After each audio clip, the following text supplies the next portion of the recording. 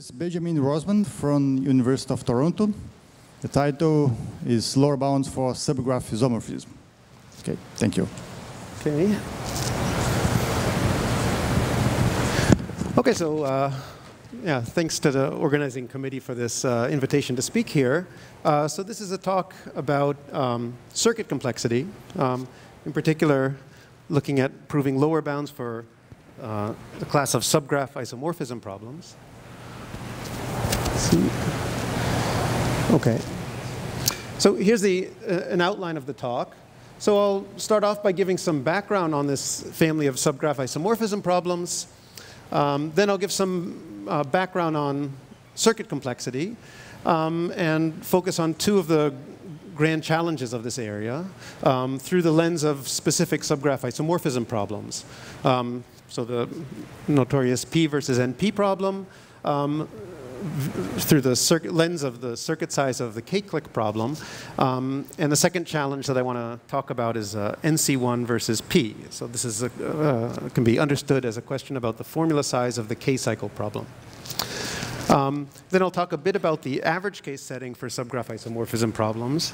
And finally, talk about some of my work giving progress on these questions in restricted classes of circuits. All right. Very good. Can people hear me okay like this? Okay. Good. So, so the first example, maybe most important example of a subgraph isomorphism problem is the K Clique problem. So here we're given a graph X, and the question is whether it contains a K Clique, so a complete subgraph of size K. So here's a clique of size 6, for example. So throughout this talk, K will be an arbitrary fixed constant, and N will denote the size of the input graph, X. And everything I'll say will make sense even if K is a slow-growing function of N, so maybe a function up to log N.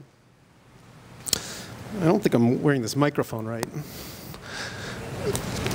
Is it okay? Okay. So what's known about the complexity of the K Clique problem? Well, if we're looking at worst case upper bounds in terms of the running time, well, by exhaustive search, the trivial algorithm would have running time n to the k. So slightly faster algorithms are known. So using fast matrix multiplication algorithms, you can get a better constant in the exponent. So currently it would be something like n to the 0.79 times k. And it's conjectured that you can't do too much better than this. So it's conjectured that solving the K Clique problem for any constant k requires time n to the omega k. Okay? And if you could prove this for all constants k, well, then you'd separate p from np, since every lower bound for K Clique implies a lower bound for the max clique problem, which is a np complete problem. Okay, so the second important example of a subgraph isomorphism problem is the K cycle problem. And here I'll be talking about K cycle problem on layered graphs. So here we have a K cycle, which I'm writing as a path of length k, identifying the two endpoints. So in this problem, we have a layer of n vertices below each vertex of the K cycle. And the input here will be a layered graph. So it consists of k bipartite graphs between adjacent layers. And the question is, does there exist a K cycle starting at the left and going across to the right, which starts and ends at the same vertex? So the big open question is, what is the right space complexity of the K cycle? So how much memory does it take to solve this problem? The best known upper bounds are the order log k times log n. This is conjectured to be optimal, and if you could prove this for all k, you'd be separating L from NL, so deterministic and non-deterministic log space. So more generally, we can consider the G subgraph isomorphism problem for a fixed constant size pattern graph G. We're given a graph X. Does it contain a subgraph isomorphic to G? And in this talk, I'll focus on a colored variant of this problem, so which we denote by sub G. So here you're given a graph X together with a vertex coloring, so a map from vertices of X to vertices of G. does X contain a subgraph which is isomorphic to G via this coloring? And this turns out to be a much more nicely structured property. Okay, so this family of G subgraph isomorphism problems, it includes K Clique and K cycle as the special cases where the pattern G is a complete graph or cycle of order K. For the colored problem, the complexity is minor monotone with respect to G. So if F is a minor of G, then there's a reduction, simple reduction from the F subgraph isomorphism problem to the G subgraph isomorphism problem. These problems themselves are all monotone problems, meaning that if you take a larger graph, then if you have a graph which contains a G subgraph, then any larger graph does. Okay, and most importantly, these problems for many important patterns G are conjectured to be hard on average for natural input distributions. So for Erdős Rényi random graphs at an appropriate threshold, or for G-colored versions thereof. Okay, so the takeaway so far, understanding the complexity of this family of subgraph isomorphism problems with respect to different computational resources, time, space, etc. A good enough understanding there would lead to separations of many important complexity classes. So in this talk, I'm going to be focusing on computational resources, so complexity measures which are defined by Boolean circuits. Okay, so this brings us to the topic of circuit complexity. Okay, and so circuit complexity is a concrete combinatorial approach to the big open questions of complexity theories, including P versus NP, for example. So in circuit complexity, we're looking at specific problems, such as K Clique or matrix multiplication, in combinatorial models of computation. So most importantly, Boolean circuits, which I'll define in a moment. And the goal is to prove unconditional lower bounds, which do not rely on any unproven assumptions. And I should clarify what's meant by a problem in this context. So by problem, I'm referring to decision problem. And here we'll represent problems by a sequence of Boolean functions, which are corresponding to that problem on instances of size n. So for example, we think of the K Clique problem as being a sequence of Boolean functions on n choose 2 variables, which are indicating the potential edges in an input graph. Okay. Here's an illustration of a Boolean circuit. So we have our input variables, say at the bottom, and we compute a function by means of binary and, or, and not gates. Okay? So this is a Boolean circuit. So it's a model for computing Boolean functions. Every n variable Boolean circuit computes an n variable Boolean function. And we'll say that a problem is solved by a sequence of circuits where we have one for each input size if the nth circuit's computing the appropriate Boolean function for all n. Okay, so this view of a model of computation is in contrast to so-called uniform models of computation, like Turing machines, where you have a single algorithm solving a problem on all instances. So this is the perspective of circuit complexity. Okay, so this gives a very natural way of measuring the complexity of Boolean functions. So the circuit size of a Boolean function f is defined as the minimum number of gates in a circuit that computes f. So it was shown by Shannon back in the 40s that almost all n-variable Boolean functions require exponential circuit size. Okay, this is shown by a fairly simple counting argument. So just to emphasize, our goal in circuit complexity is to prove lower bounds for explicit, specific Boolean functions, so such as K Clique. So the reason circuit complexity that we care about circuit size rather is that it's sort of a non-uniform version of sequential time. So if you have so circuits can simulate Turing machines with a logarithmic blow-up. And so a consequence of this fact is that if you could prove a super polynomial lower bound on the circuit size of any function in the class NP, then you'd be separating P from NP. Okay, and so this circuit complexity is believed by many to be the most viable approach to separating P from NP. Okay, so we have our grand challenge, the sort of holy grail of circuit complexity: prove a super polynomial lower bound on the circuit size of any problem in NP. And concretely, it's enough to show that K Clique function requires circuit size n to the omega k for all constants k. Okay? This would separate P from NP in a fairly strong way. And in fact, by looking at this sort of parameterized approach, we could even tolerate very large factors of k in front here, 2 to the 2 to the k, whatever.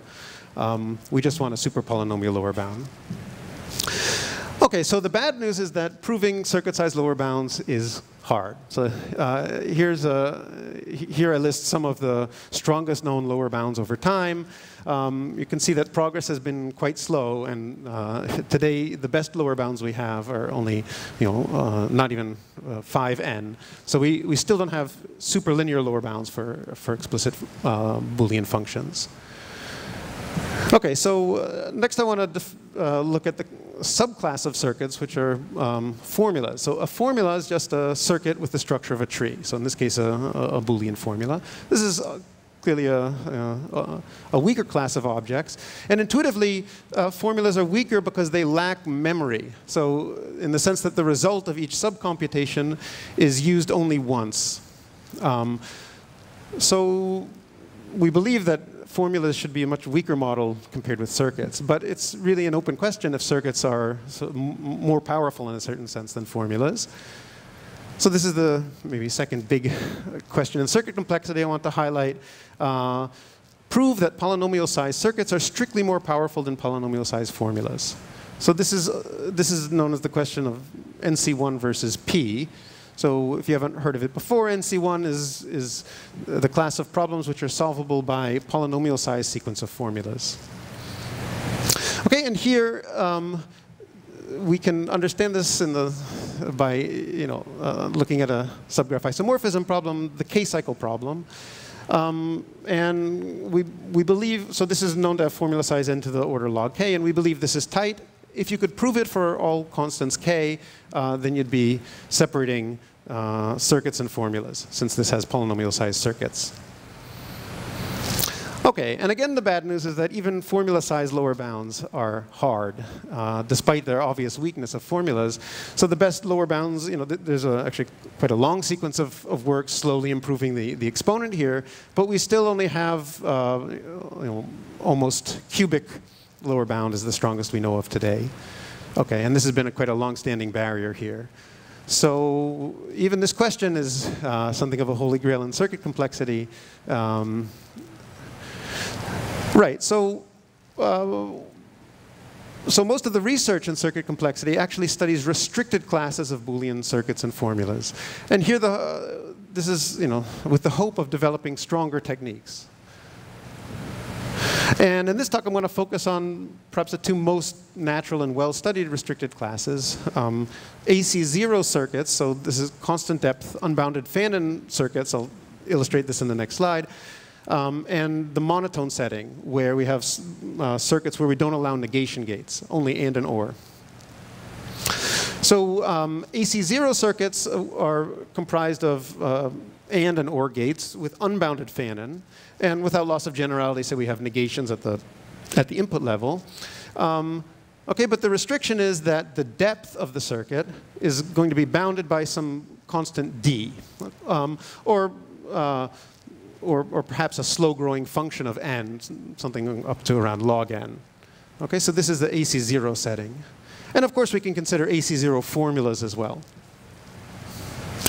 Now, in this restricted setting, very strong lower bounds are known. Exponential lower bounds are known for any fixed d. So a sequence of works in the 1980s showed that the depth d AC0 circuit size of the n-variable parity function, it looks like is exponential in n to the 1 over d minus 1. But what I'd like to point out here is that this dependence on the d, which I'll call the size-depth trade-off, is in some sense a limitation of the known AC0 lower bounds. So these lower bounds become trivial at before depth log n. So if we want to get better results, we need to somehow eliminate this dependence on the depth d. In particular, the true complexity of K Clique and the K cycle shouldn't decay with d in this way. It shouldn't exhibit such a size-depth trade-off once your depth is sufficiently large, say when your depth is at least k. Moreover, so certain barriers have emerged, such as the natural proofs barrier. These are results which are showing that, in a certain sense, the existing lower bound methods in AC0 setting simply cannot extend to unbounded depth circuits and formulas. Okay, and so we'd like to develop techniques against AC0 circuits and formulas which have at least the potential to extend beyond depth log n. Okay, so some quick background on the monotone setting. So, well, we can observe that the K Clique function and all other subgraph isomorphism problems are giving, correspond to monotone properties. So if a graph X contains a K Clique, then so does any graph containing X. And so it's natural to study the complexity of such problems with respect to circuits and formulas which do not have negations, so monotone circuits and formulas. Now, the monotone setting has been very fruitful for circuit complexity. Many very strong lower bounds are known. In particular, for K Clique function, so seminal lower bound of Razborov showed that the monotone circuit size is n to the omega k. Similarly, with the formula size of the K-cycle problem is known to be n to the omega log k in this work of Karchmer and Witkerson. So these are giving the separations of P and NP and NC1 and P in the monotone setting. Okay. However, it's unclear if the lower bound techniques here tell us anything really about non-monotone circuits and formulas. One problem that emerges, well, Tardo showed that there exist certain functions which have an exponential gap between their monotone and non-monotone complexity. But I would like to point out, sort of illustrate another problem with these lower bound techniques, why they sort of intuitively can't really tell us anything in the non-monotone setting. So let me illustrate this let's consider the K Clique function here. So here we have the universe of n vertex graphs ordered by inclusion. So at the bottom we have the empty graph, and here we have the complete graph. Okay, so here's a picture of the K Clique function.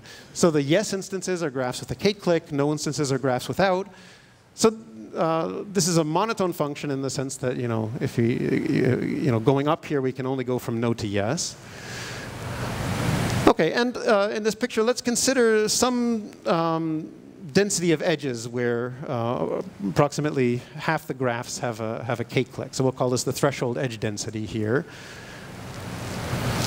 Okay, so let's have a look now at Razborov's result that the K Clique requires a monotone circuit size n to the k. Well, if you look into the proof technique here, it's entirely focused on certain subset of yes and no instances, which look like this. So we'll note that in the K Clique problem, most yes instances are much denser than the no instances, but here the situation is sort of inverted. So the proof technique entirely, the relevant no instances are complete k-1 partite graphs. The relevant yes instances are isolated K Cliques. And we have a similar phenomenon with the lower bound of Karchmer and Witkerson for ST connectivity. The no instances are dense graphs corresponding to ST cuts. The relevant yes instances are isolated ST paths, which are minterms of the function, and so we have this picture. And in fact, you get the same picture for almost all of the existing lower bound techniques.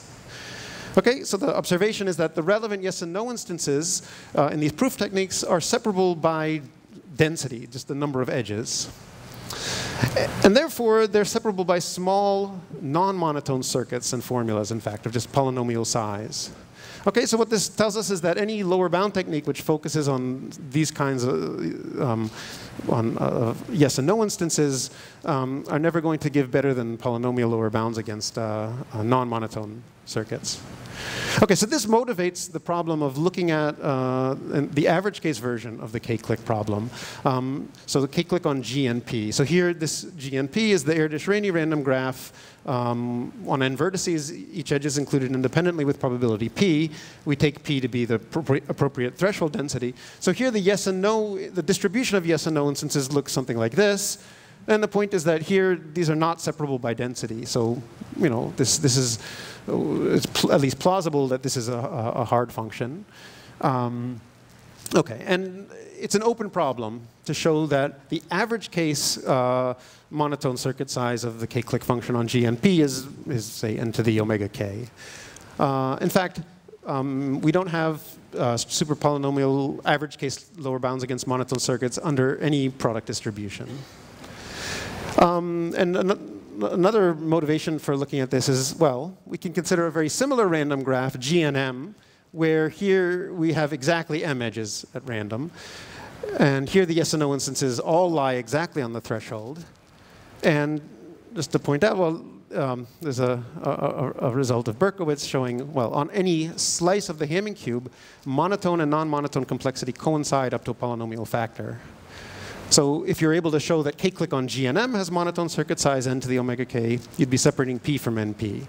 Okay, and morally speaking, G and M and G and P, should be similar distributions. It's hard to imagine that the complexity of K Clique would be very different on them. So, okay, here's the summary of the talk so far. So I've introduced this family of subgraph isomorphism problems, in particular K Clique, K cycle, and the general colored G subgraph isomorphism problem. We've talked about two of the grand challenges in circuit complexity through the lens of these particular problems. So P and P, which can be understood in terms of the circuit size of K Clique, and this question of formulas versus circuits. And then we've introduced two important restricted settings, the AC0 and monotone settings, and also discuss some of the limitations of the known proof techniques. So in the AC0 setting, these are limited by this size depth trade-offs. In the monotone setting, we have a lack of average case lower bounds under product distributions, such as G and P. Okay? Right, so next I'd like to talk a little bit more about the average case setting for subgraph isomorphism problems. Okay, here I'm going to focus on a little bit more on the average case K Clique problem. Okay, so I've already told you what G and P is, and so here we're going to fix P to be, the critical threshold for the existence of K Cliques. So if we plot out the probability that G and P contains a K Clique as a function of P, it has some threshold here where the value is exactly 1/2. Okay, so this is going to be n to the minus 2 over k minus 1. And I'd like to discuss the best known algorithm in this average case setting. Okay? And it turns out you can do better than the best known worst case algorithms by means of a very simple approach, the randomized greedy algorithm. Okay? So what is the greedy algorithm? Let me just illustrate it. So here I'm taking k to be 6. So P here is n to the minus 2/5. So here we have a random graph which happens to have a 6 clique. So the greedy algorithm is you just start with a uniform random vertex, then choose a uniform random neighbor, and then a uniform random common neighbor, so a uniform random third vertex that makes a triangle here, and extend this as far as possible. And if you try this, then, well, in this case, this will terminate with a 3 clique because there's no common neighbor of these 3 vertices. Okay, you can try this experiment again, and we'll terminate with a 3 clique, and in fact, this happens almost surely. Now, if you run this experiment enough times, then you'll find a 4 clique. In fact, it's easy to show that almost surely after n to the 1/5 iterations, you'd find a 4 clique. You go a bit longer, you'll find a 5 clique. And then after n to the 9/5 iterations, you'll find a 6 clique almost surely if one exists in the graph. Okay, and so in general, if I want to find a clique of size 1/2 plus epsilon k, it suffices to run the greedy algorithm n to the epsilon squared k times. And then if I want to solve K Clique almost surely, n to the k over 4 plus 1 iterations suffice.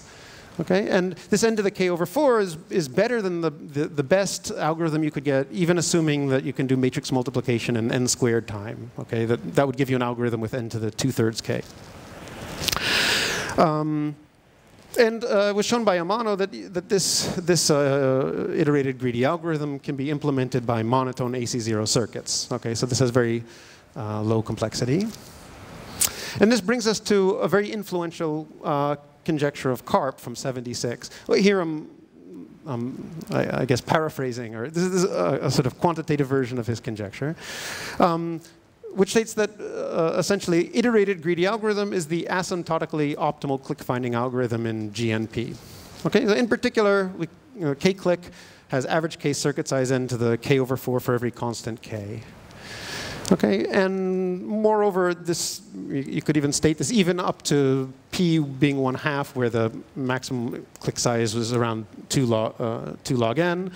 And even if you have a planted click of size just shy of square root n in your graph. Okay, so this conjecture was stated originally in the setting of p equals 1/2. And okay, so of course this implies p not equals np in a very strong way. And it's motivated a lot of research in complexity theory and cryptography, where the certain cryptographic protocols are based on the hardness of finding planted clicks. And people have studied various algorithms for this problem. Okay, so here I'm going to be talking about some of our results. So lower bounds for the average case subgraph isomorphism problems. Okay, so the work I'll be talking about comes from a sequence of works. This includes some work by Kazuyuki Amano, joint papers with Yuan Li and Sasha Razbarov and Kenichi Kawarabayashi. Okay, and what these papers give is a unified method which gives average case lower bounds on both the circuit size and the formula size of, in fact, average case G subgraph isomorphism problem in both the AC0 and monotone settings. Moreover, these lower bounds closely tie the complexity of G subgraph isomorphism to natural invariance of the pattern graph G. In particular, we show the circuit size is connected to the tree width of G, and the formula size is connected to a parameter known as tree depth. And these lower bounds turn out to answer many basic open questions that had been open for a while.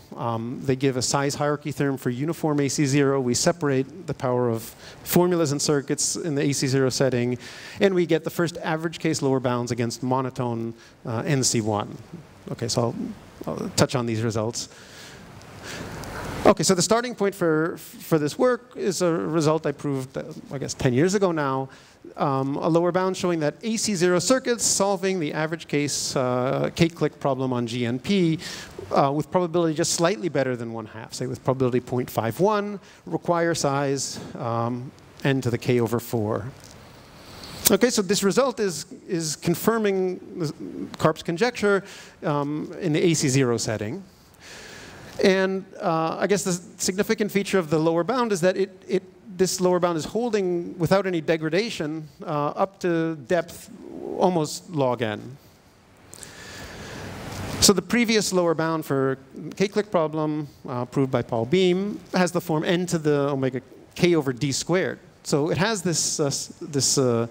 it degrades very quickly with the depth, whereas this result is breaking out of the previous size depth trade-offs. And in fact, this is the first result, I think, which accomplishes this. So this leads to a size hierarchy theorem for uniform AC0, among other things. Yeah, and then in a follow-up work, I was able to show that essentially the same lower bound technique, in some sense, you can also apply it to monotone circuits. And you get the same n to the k over 4 lower bound. So here, this is for unbounded depth monotone circuits, solving the K Clique problem. You have to make, it's a slightly weaker average case setting. So on both GNP and then some GN slightly larger P. And so the picture, actually, of this lower bound looks something like this. So the relevant no instances are up here, and the relevant yes instances are like this. Whereas with GNP, these would be intermingled on this line. OK, so unfortunately, this is still barely separable by density. We still don't have average case lower bounds on a product distribution. But OK, maybe this is some kind of progress. So the next works in this line, we're extending this lower bound method to the G subgraph isomorphism problem for arbitrary patterns G. Okay, so let's recall again what is this sub G problem, the colored G subgraph isomorphism. We're given the graph with a G coloring, and we want to know if it contains a properly colored G subgraph. So there's I guess, folklore upper bound for this problem that you can solve it in time n to the tree width of G, I guess plus 1. It doesn't, okay, if you don't know the definition of tree width, it's not really important for the talk. It's just some notion of a tree decomposition of a graph. And if I were to give you the tree decomposition, you could come up with a circuit of this size solving the sub G problem in a fairly straightforward way. In fact, even a monotone AC0 circuit. And so what I was able to show in this joint work with Lee and Razbarov is a nearly matching lower bound for AC0 circuits. So it's a lower bound n to the tree width of G over log tree width of G. So there's a log factor gap. I'll tell you a little bit about this theorem in the next slide. So this result actually tightly connects the circuit size of sub G to a combinatorial parameter of a simpler object, which called union tree. So it's easy to describe what this is. So here, let's consider our pattern G here with 4 edges. So a union tree for G is a binary tree whose leaves are labeled by the edges of G, okay, possibly multiple times.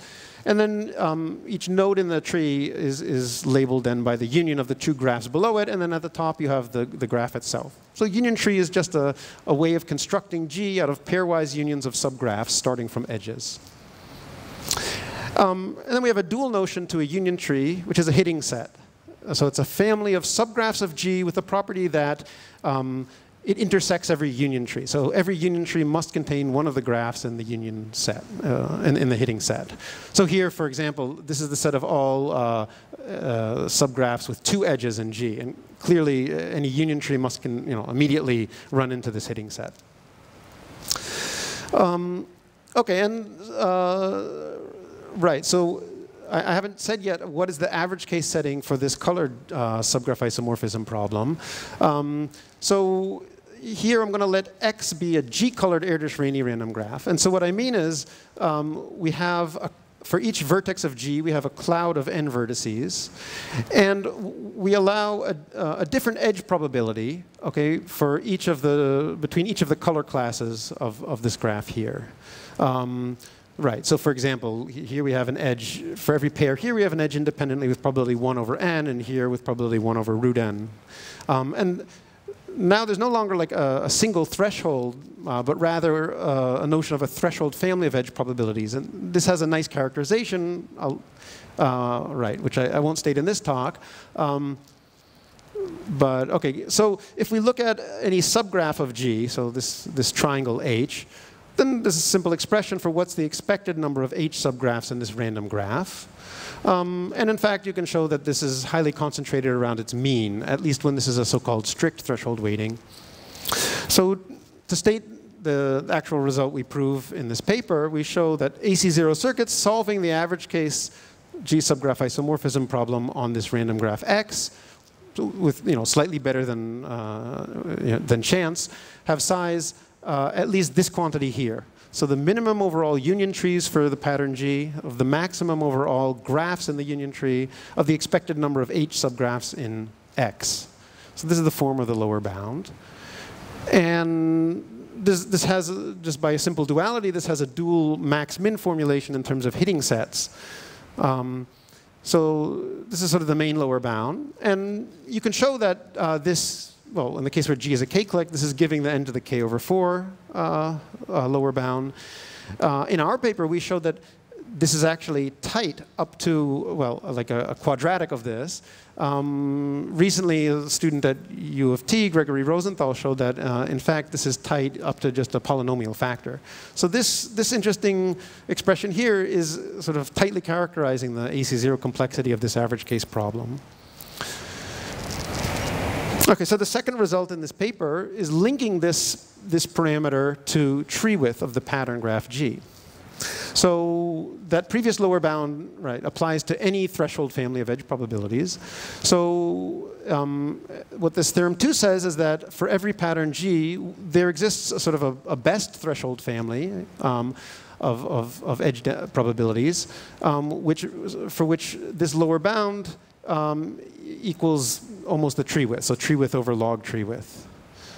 And I won't say much about this result, except to say that, so this notion of a threshold family of edge probabilities, one way to get them is, well, actually any Markov chain on the graph G gives rise to such a threshold family.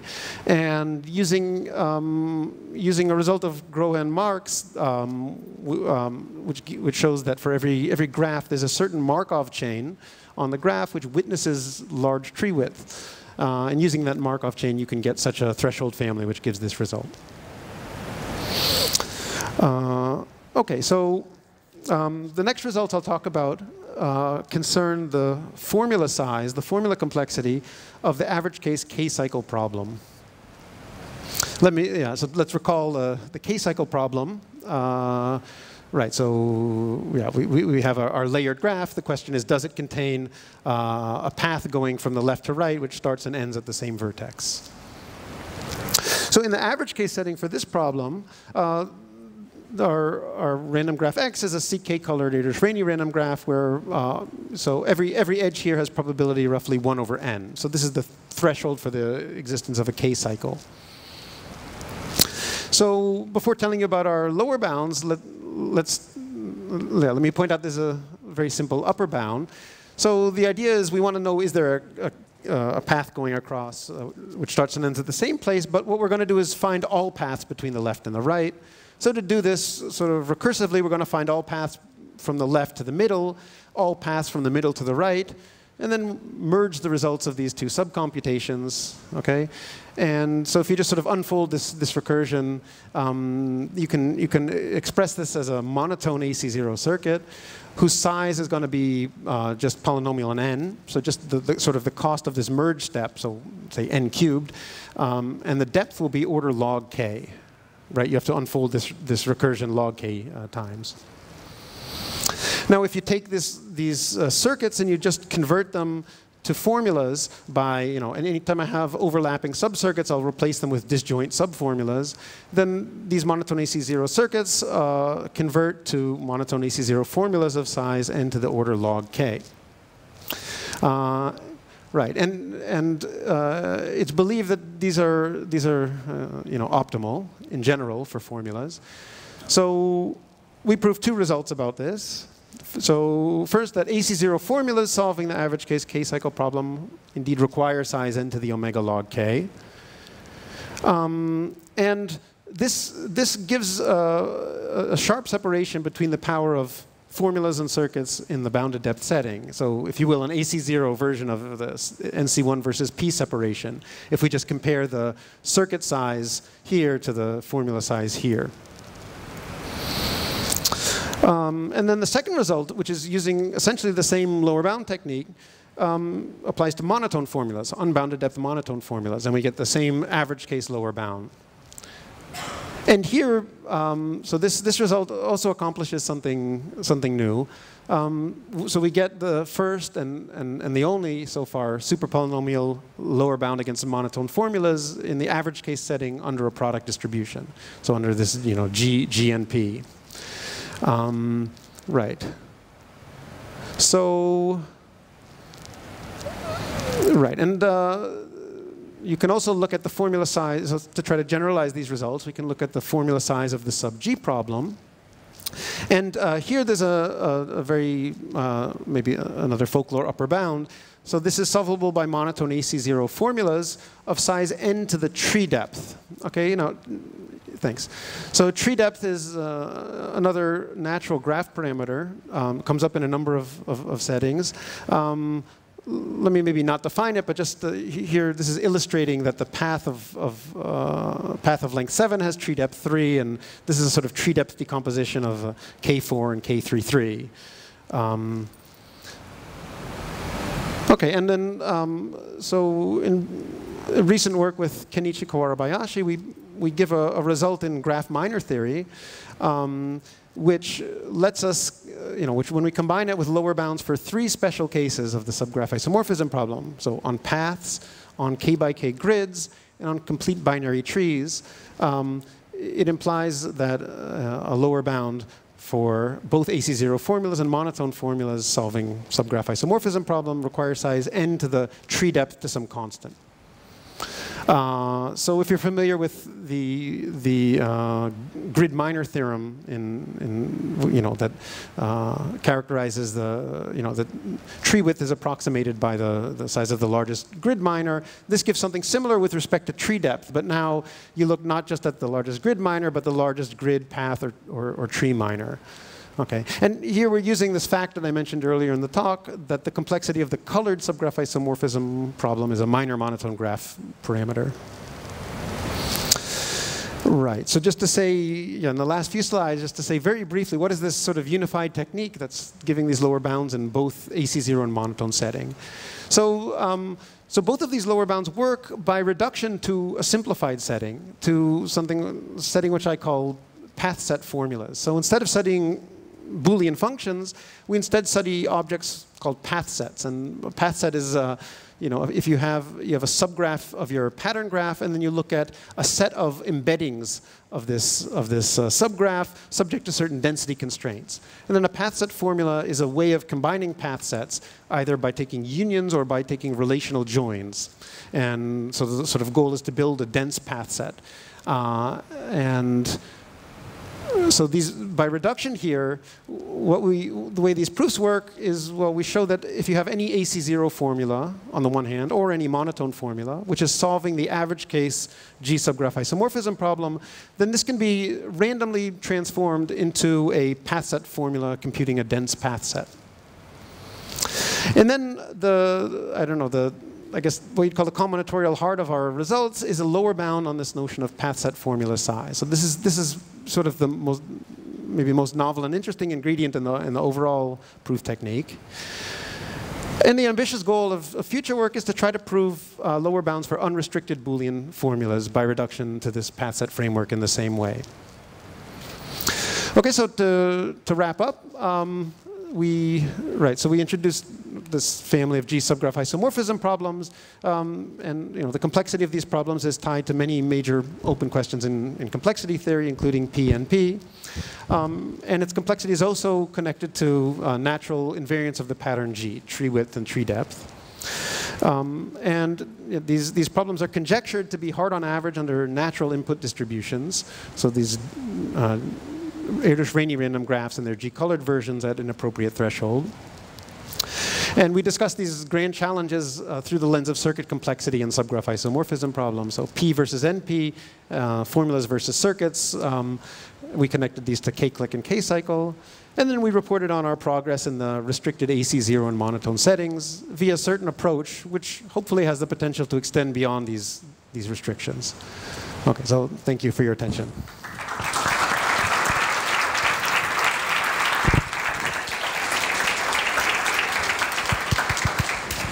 So we have some time for questions.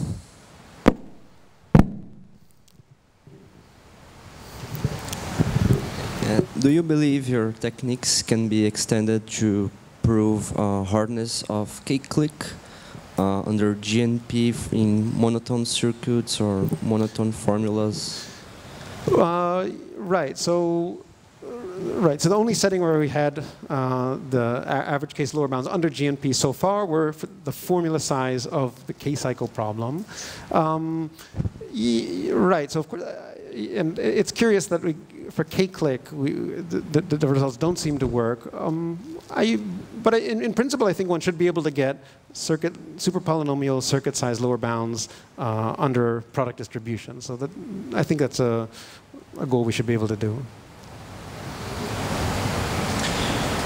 More questions? Yes, at the back. So what extent is it working? What extent is it important that you do subgraphs? So the polynomial versus monotone polynomial time versus monotone polynomial time separation came from using Lova's theta function instead of the K Clique. Right. So whatever you're doing here, would that apply to other things like the Lova's theta function? That I'm not sure. So, you know, in your result, I know that it relies also on the fact that the Razborov's technique applies to isolated K-cliques versus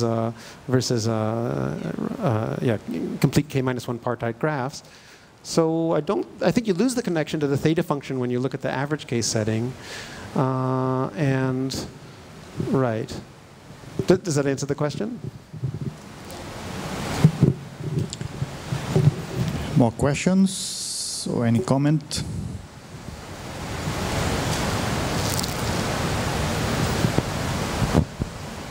No?